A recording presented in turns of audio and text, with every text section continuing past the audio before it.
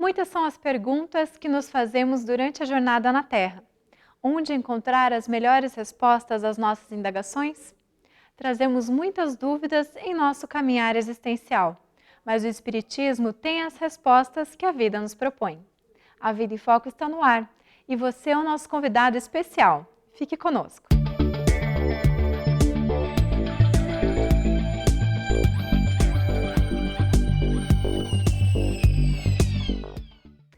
Existem muitas diferenças entre os filhos numa mesma família.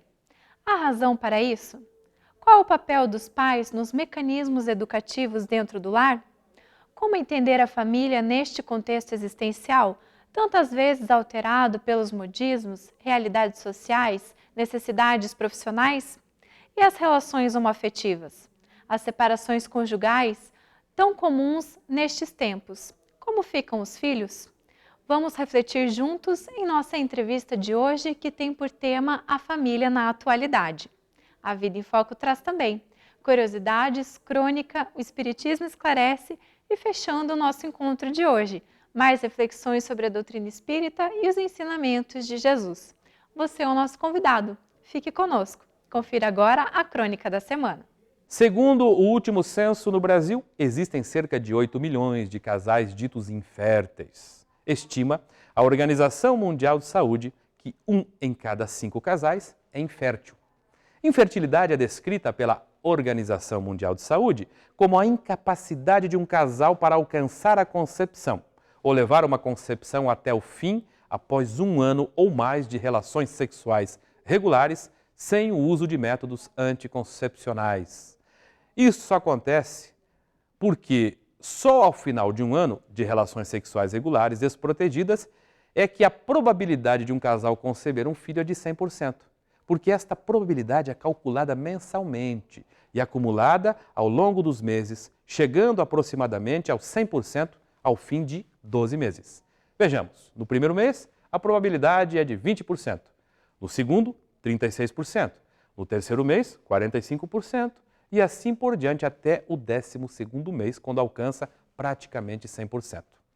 Eu tive também a curiosidade de pesquisar em alguns dicionários o que significa infertilidade.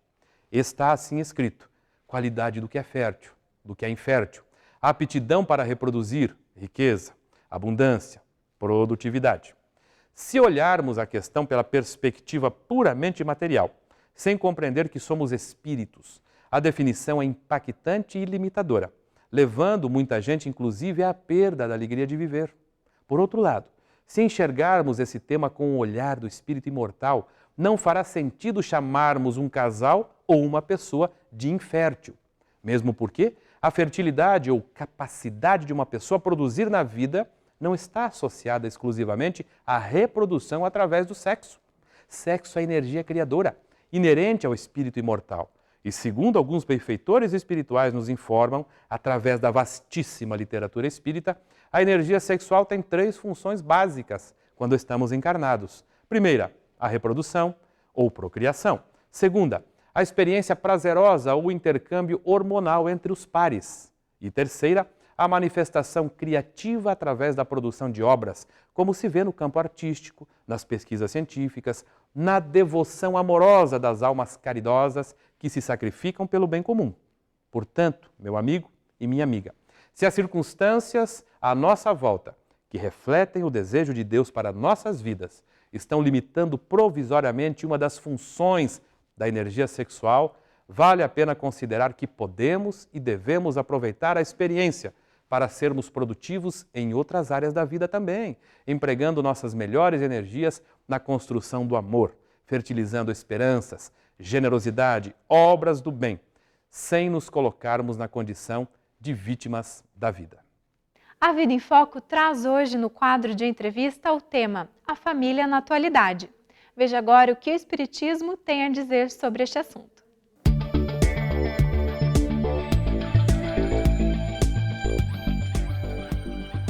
Olá, é um prazer estarmos juntos novamente.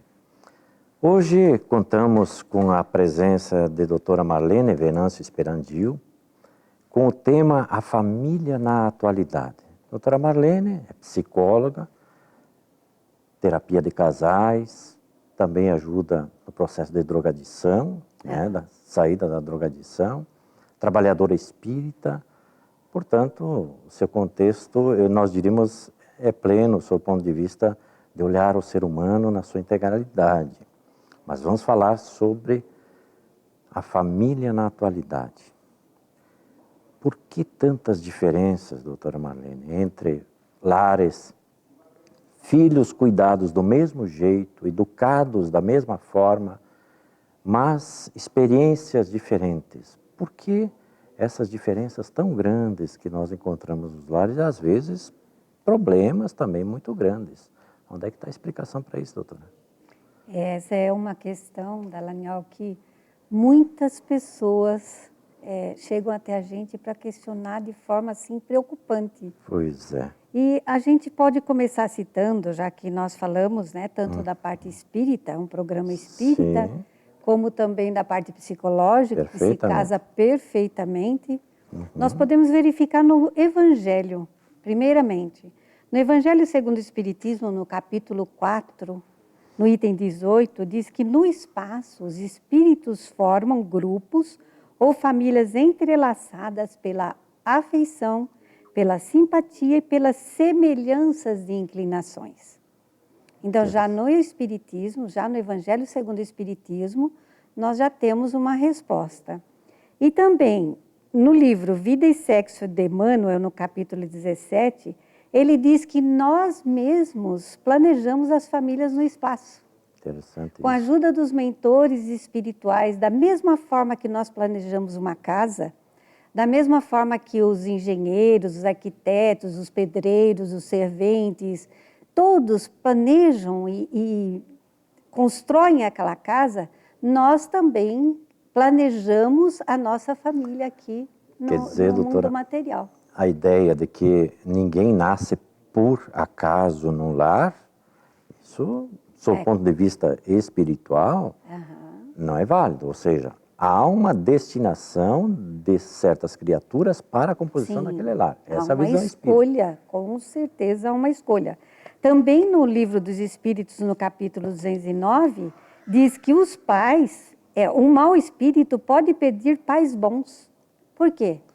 Eles podem pedir pais bons porque eles já tentaram tantas vezes se melhorar, não conseguiram, e eles pedem pais bons na esperança de se melhorarem. E Deus permite. É porque o lar é uma escola, né, doutora? Sim, sim. Provavelmente a melhor escola de todas, né? E você vê que mesmo os espíritos maus não querem errar o tempo todo. É natural. Porque eles reencarnam e não conseguem acertar. Então, também está lá no plano espiritual isso, né? Doutora, qual é a importância das figuras paterna e materna na educação dos filhos, nessa fase, diríamos, tão complicada que vive a sociedade dita moderna, né? Porque é um padrão diferente hoje no âmbito familiar. A figura do pai e da mãe são importantes na educação desses filhos para esse tipo de comportamento que nós vemos hoje? Olha, na visão psicológica é fundamental a participação do pai sempre. Nos trabalhos que eu faço com famílias, nas palestras, nos atendimentos, sempre que a gente vai atender uma criança, um jovem, seja qual for a problemática, a gente chama o pai. Certo. Porque é fundamental, até no Livro dos Espíritos, na questão 582, é fundamental e a paternidade é uma missão. A paternidade é uma missão e ela é fundamental na educação da criança. Porque a mãe, ela supre, a mãe, ela cuida, a mãe dá o amor, o carinho, o afeto. E ao pai cabe participar como se tivesse saindo a criança e ele coloca no lugar. Sai a criança e ele coloca no lugar. Psicologicamente falando, a estrutura e o alicerce fundamental, tanto para o menino como para a menina, é o pai. É, né? É o pai. Doutora, como é que a gente pode lidar com essa mudança, né, da família tradicional? Porque hoje a família, sabemos, está em processo de mudança. Ainda que os valores morais não devam mudar, Mas a estrutura, ela naturalmente está mudando. Como é que a gente lida e como é que a gente precisa lidar com esse novo padrão familiar que está em vigência na nossa sociedade? Esse é um fato que está muito presente nos dias de hoje, na mídia, em todas as situações. E as famílias são constituídas hoje de diversas formas, de formas diferentes. Hoje nós temos a família hétero, que é um casal que vem como marido e mulher para ter filhos. Temos as famílias homoafetivas, que são famílias constituídas de pessoas do mesmo sexo. Temos famílias com o pai e a mãe, que já traz filhos de diversos casamentos.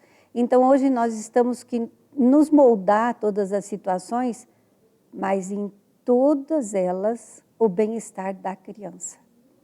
Porque o que nós vemos é o interesse pessoal de cada um, a atração, ao momento, ao casamento, a uma nova constituição de uma nova família, mas as pessoas não param para verificar que a criança, ela pode conviver bem com todas as situações, mas desde que os pais se integrem de como lidar com a situação e lidar da situação da melhor forma possível. Quer dizer, é possível se trabalhar com esse padrão alterado da família tradicional, mas contemplando sempre a educação dos filhos. A rigor, é essa a ideia central, né? Essa é a ideia os filhos central. São os mais importantes no processo. Tanto espiritualmente como emocionalmente, o que nós temos que nos ocupar hoje, e tem que haver uma mudança que eu vejo como profissional e como espírita.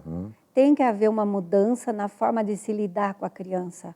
Eu não vejo a criança como prioridade na casa. Eu vejo a criança como, olha, é bonitinha, é engraçadinha, né? E depois a gente vê os pais com o menino no colo e beija e abraça. Depois o menino cresce, acabou o beijo, o abraço, acabou o afeto e o carinho, e começa a briga, começa a imposição. Hoje nossas crianças estão vindo preparadas para a modificação do planeta. De fato. Então esse afeto e esse carinho tem que persistir, o diálogo tem que persistir, para que a gente tenha crianças saudáveis. Perfeitamente. Nós vamos fazer um rápido intervalo, a Renata está nos chamando, nós retornaremos em seguida, um instante só. Aguarde uns instantes, vamos para um breve intervalo e logo voltaremos. Até já!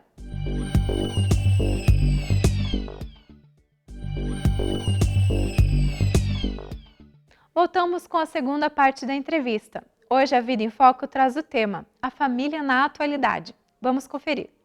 Estamos de volta, estamos conversando aqui com a doutora Marlene Venâncio Sperandio, psicóloga. O tema hoje é a família na atualidade. Doutora, falamos há pouco da questão da afetividade dentro do lar.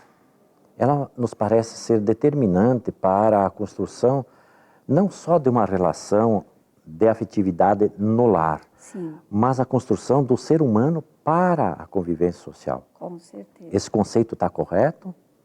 Como é que hoje a família trabalha a afetividade com vistas a trabalhar esse elemento para a sociedade? Esse elemento para a sociedade, nós como espírita, para o futuro. Pois é.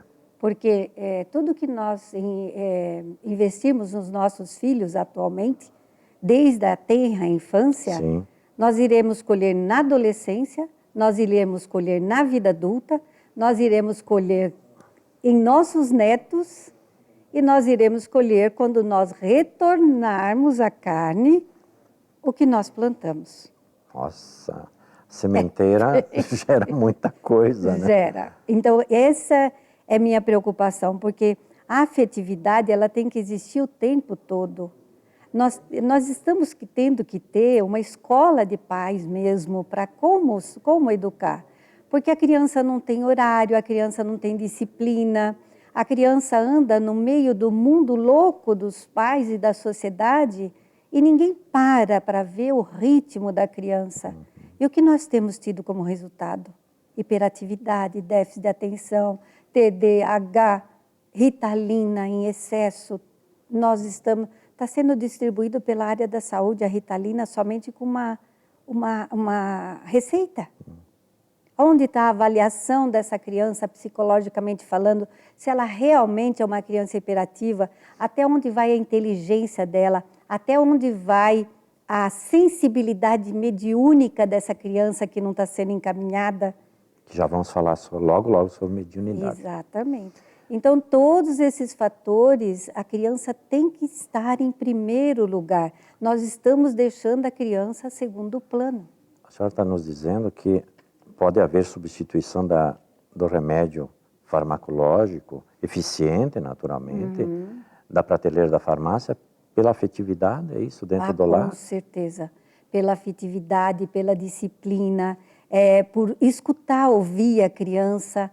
Os pais passam o fim de semana na frente da televisão, não querem sair, pegar essa criança todo dia que sai do trabalho, ou a mãe ou o pai, levar num parque para gastar energia, sentar com a criança, fazer um joguinho, desenhar, pintar, correr, jogar bola, compartilhar momentos que seja meia hora quando os pais chegam do trabalho com essas crianças, vai ser o momento da criança. E ter, principalmente, a disciplina. A criança tem um horário para dormir. Dormir, estudar, se alimentar. Exatamente. Conversar, brincar. A gente vai no mercado 11 horas da noite, a criança está lá chorando no carrinho. A gente vai em festas, a criança chorando. É verdade. E os pais com a criança naquele barulho todo. Então, a criança tem que ser respeitada. Doutora, falamos há pouco sobre mediunidade infantil. Como é que a psicologia vê esse processo? Como é que a doutrina espírita vê? Como é que é o contexto mediúnico no âmbito da infância? Como é que os pais têm que olhar essa questão? É fácil? Se nós investirmos no assunto, sim. Tanto falando psicologicamente como espiritualmente. Certo. Porque a criança, se ela apresentar, ela começar a ver amiguinhos invisíveis, se ela começar a falar que está conversando com um amigo invisível, então nós temos que nos deter e não falar que é besteira da criança e saber respeitar que ele está vendo esse amigo invisível. É natural a criança criar psicologicamente um amigo invisível para substituir a solidão e a falta de afetividade. E espiritualmente falando, ele pode realmente ver Estar vendo. um amiguinho invisível. Perfeito. Então, se nós ligarmos as duas coisas, se for grave, vamos supor no caso de uma mediunidade na criança, olha só como que as duas coisas se ligam, basta os pais estudarem. Tem que levar no médico, num psiquiatra, num psicólogo, para se fazer uma avaliação. O que os pais não fazem hoje é a avaliação psicodiagnóstica, que vai mostrar toda a criança como um livro aberto. E também orientações espirituais e como lidar com a situação. Se a pessoa tem que estudar e saber como conversar com a criança a respeito, ou procurar uma pessoa que entenda do assunto para orientar. Doutora, queria lhe fazer uma pergunta. Falamos da família homoafetiva. Qual é a visão da doutrina espírita acerca da homoafetividade? Da relação que se constitui dentro do lar. Eu procurei de forma bem delicada, né? Porque nós estamos, graças a Deus, começando a abordar esse assunto, né? Certo. Através de um psiquiatra lá de Belo Horizonte, nós já abordamos bastante esse assunto. Mas uma coisa que fala aqui é pensar na família sobre a visão espírita, a família homoafetiva. Se nós pensarmos na família sobre a visão espírita, é pensar nos mecanismos ainda muito desconhecidos para nós, da afinidade, das ligações emocionais e espirituais que se configuram nas relações e nos compromissos pessoais e coletivos advindos de cada reencarnação. Então, eu pensei num exemplo. Vamos supor um casal que não conseguiu, em várias encarnações, se relacionar. Esse casal vem ou como dois homens ou como duas mulheres, para poder se respeitar. Mas ainda tem a atração, e eles se unem. Agora, a criança, no meio de tudo isso, é receber amor, afetividade, carinho, respeito, como todas as outras relações que possam existir. Muito bem, doutora. Agradecemos a sua presença aqui, o nosso tempo já se foi. Na televisão o tempo voa. Voa mesmo. Agradecemos a sua presença Na vida aqui. das crianças também. Pois é. Precisamos tratar esse assunto com maior profundidade, um tema específico. A gente sabe que é muito importante a criança dentro do lar para o ser humano na sociedade. Se você tem dúvidas e quer ouvir as respostas aqui no programa, mande-as para contato@vidaemfoco.com.br e acompanhe as próximas edições do programa. Fique agora com o quadro O Espiritismo Esclarece. Olá, Flávia Povitsky nos indaga o que o Espiritismo tem a dizer sobre a seleção natural, a teoria evolucionista de Darwin e o papel de Deus na criação. Flávia, grosso modo, a seleção natural significa que características favoráveis tornam-se mais comuns em gerações sucessivas, ao passo que as desfavoráveis se tornam menos comuns. Formas mais complexas de vida teriam evoluído a partir de outras menos complexas. Para muitos, isso implica excluir Deus do processo de criação. A seleção natural e a teoria evolucionista não se chocam com os postulados espíritas, que têm por proposta acompanhar a evolução científica. A concepção espírita da divindade é de uma inteligência cósmica suprema, causa primária de todas as coisas, que criou, rege e sustenta o universo com base em leis. Não se trata de uma personalidade humana que ficou ociosa por milênios sem fim, em dado momento resolveu trabalhar e criou tudo em um golpe de mágica. As leis da natureza se inserem no processo de criação e elaboração da vida e não negam a existência de um arquiteto divino. É tolice achar que o acaso, despido de inteligência, criou a vastidão do universo.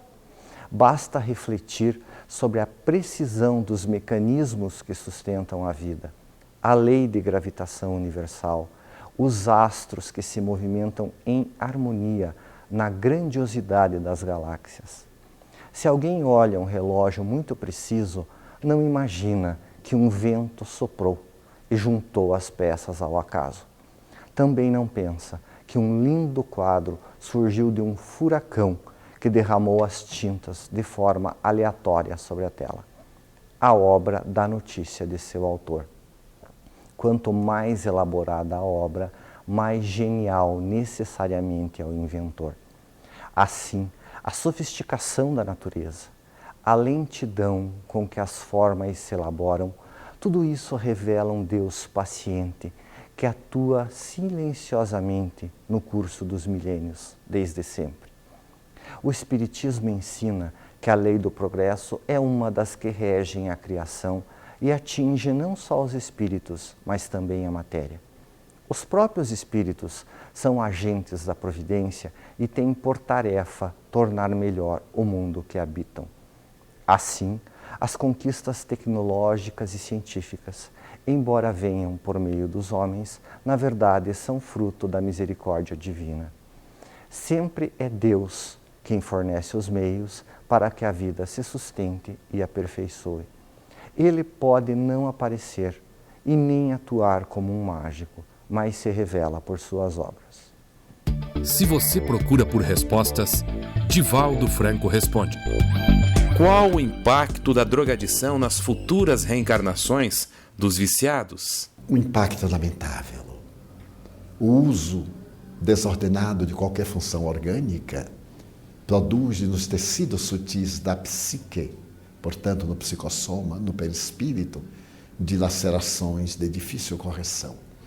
Quando nos adaptamos à usança de drogas aditivas, do álcool, do tabaco, ou nos entregamos aos prazeres da sensualidade, da promiscuidade, nós geramos conflitos profundos, que no conceito superior do nosso eminente Carl Gustav Jung, irão aparecer tanto no inconsciente individual como no inconsciente coletivo. Para nós, o inconsciente coletivo de Jung são as várias reencarnações, e trazemos todas essas marcas como a culpa, a insegurança, a inibição, a timidez. E do ponto de vista fisiológico, se a drogadição foi por largo período, nós trazemos terríveis marcas, sequelas, especialmente do aparelho respiratório. E de acordo com o tipo de droga que foi utilizado, seja na alcoolofilia ou na própria drogadição convencional, traremos grandes dificuldades para a nossa existência, renascendo com aquelas síndromes a que já nos referimos. Diferenciadas na aparência, a causa matriz é o mau uso que fizemos da existência corporal. Estamos na Terra para ser felizes. Deus é amor. E o nosso destino, a nossa fatalidade é a plenitude. Nas palavras de Jesus, o reino dos céus, que já carregamos interiormente e que deveremos permitir que ele se desdobre até alcançar esse estado de esplendor, que é o estado de paz e de perfeita integração na consciência cósmica. Obrigada pela sua companhia. A Vida em Foco volta na semana que vem com mais novidades. Suas sugestões são muito importantes para o programa e você pode enviá-las para o e-mail contato@vidaemfoco.com.br. Acessando o site www.avidaemfoco.com.br, você encontra todas as edições anteriores. Aproveite para rever as entrevistas e também os outros blocos do programa. Agradecemos muito a sua companhia. Tenha uma ótima semana e até o próximo A Vida em Foco. Tchau!